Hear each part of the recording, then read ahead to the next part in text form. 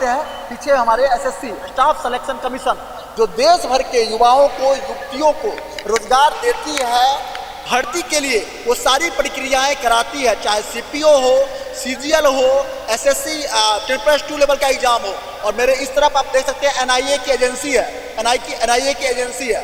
और ये जहां आपको दिखाई दे रहा है, एक तरफ से मैं दिखाना चाहूँगा, कैमरामैन दिखाए, तो देश भर से एसएससी के भ्रष्टाचारों से, एसएससी के कंडक्टिंग एजेंसी के एग्जाम से दुखी होकर के ये देश भर से विरोध प्रदर्शन के लिए अपनी समस्याओं को लेकर के आज यहाँ एकत्रित है। इनका कहना है कि एसएससी परीक्षा में डिले करती है, एसएससी धांधली करती है, कंप्यूटर रुक जाती है, वहाँ पर तमाम प्रकार की समस्याएं हैं।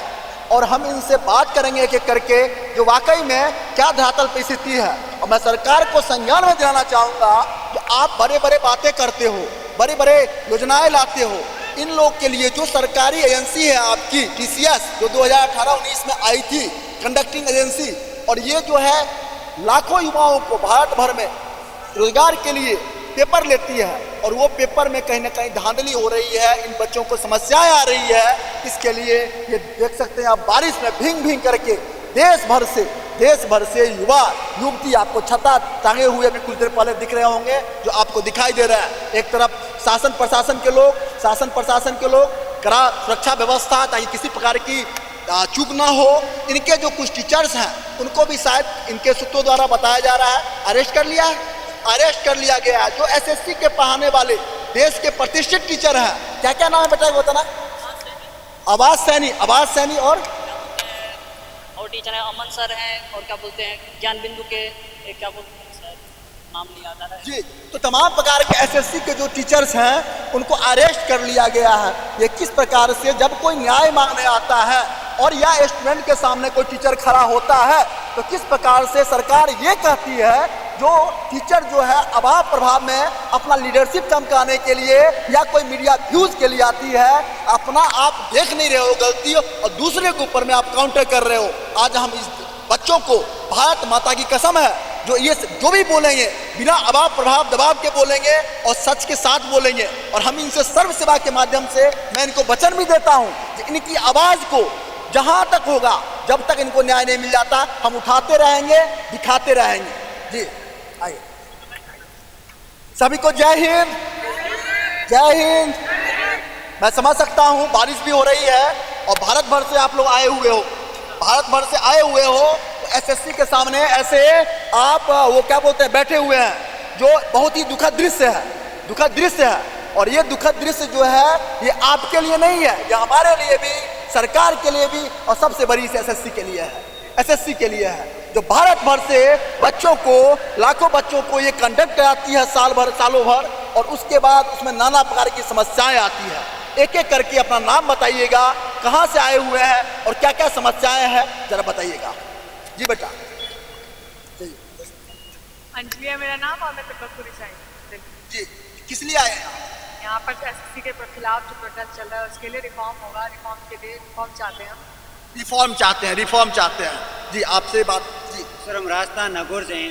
हाँ, अपना नाम परसाराम जाट है, और हमारा सीपीओ का रिजल्ट रुक रखा है। दो साल से सीपीओ का रिजल्ट रुक रखा है।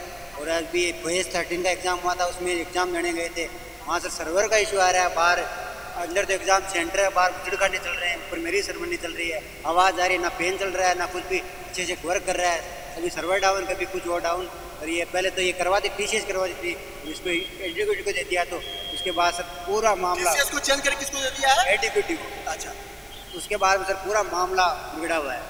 जी। तो ये देखिए, बता रहे हैं जो सर्वर नहीं चल रहा है, बताइए, कंप्यूटर बेस्ड आप एग्जाम ले रहे हैं, आप बड़े बड़े टेक्नोलॉजी की बात कर रहे हैं, अब बड़े बड़े एआई की जमाना पहुंच चुकी है दुनिया, और आपका भारत में जो एसएससी की कंडक्टिंग एजेंसी के पास सर्वर नहीं चल रहा है। आइए थोड़ा सा आगे आइए, तो नाम बताइए। थोड़ा बुलंद आवाज। हम लोग यहाँ पे एसएससी की रिफॉर्म चाहते हैं, जो कि एडिक्विटी के द्वारा बहुत ज़्यादा, देखिए सबसे पहले तो जो एडिक्विटी है इसका ना ही इंफ्रास्ट्रक्चर डेवलपमेंट अच्छा है, ना ही ये बेसिक ट्रेनिंग दी है जो वहाँ पे इन्विजिलेटर हैं उनको।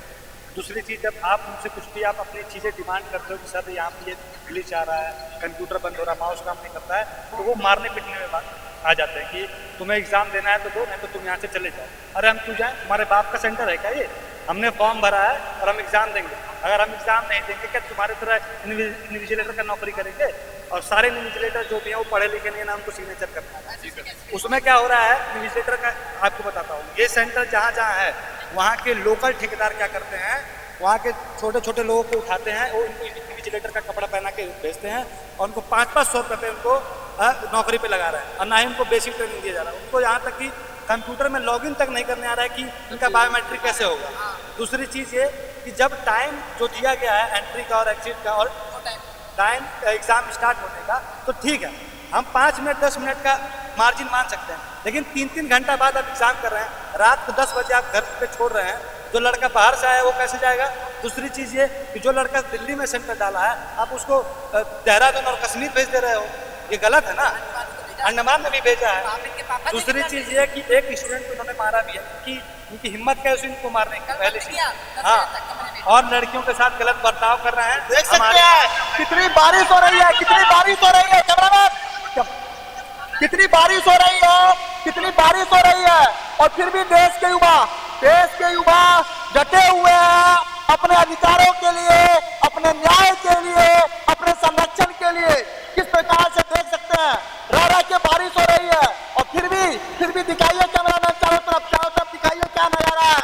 वाह, तुम्हारे भारत भविष्य अगर इनके साथ कोई खड़ा होता है तो शासन प्रशासन के दम पर उनको अरेस्ट किया जाता है। ये कहाँ की नौकरशाही है, कहाँ की तानाशाही है, कहाँ की जो है सुशासन की सरकार है? जरा बताओ मुझे। सर्वसेवा यही डंके की चोट पे बोलता हूँ और आप सबको आश्वासन देता हूँ कि आप लोग गलत ना करें। अगर आपके साथ गलत होता है तो मैं अपना नंबर बोल रहा हूँ ऑनलाइन 9315075300। एक बार फिर से मैं बोल रहा हूँ। देख सकते हैं आप किस प्रकार से चारों तरफ दिखाइए तो क्या नजारा है। आवाज आ रही है बेटा, आवाज आ रही है। हाँ, तो देख सकते हैं किस प्रकार का नजारा है। मैं पूछना चाहता हूँ भारत सरकार से, शिक्षा मंत्री धर्मेंद्र प्रधान जी से, जो क्या शिक्षा की जो नीति आपने बनाई है, एसएससी सबसे बड़ी कंडक्टिंग एजेंसी है। एसएससी देश भर में सबसे ज्यादा युवाओं की भर्ती एसएससी के थ्रू होती है। सेना के बाद अगर बात करें, एसएससी एक ऐसी संस्था है जो सबसे ज्यादा युवाओं को रोजगार देती है, और उस रोजगार में अगर किसी ढंग की समस्या आ रही है, किसी ढंग की विपत्ति आ रही है, विपदा आ रही है, तो उनको सुनने की बजाय आप उनको वार्न कर रहे हो। ये न्याय नहीं है, और न्याय नहीं है। दिखाइए मुझे ऐसा दिखाइए समस्या। तो ये देख सकते हैं किस प्रकार नजारा, भव्य नजारा।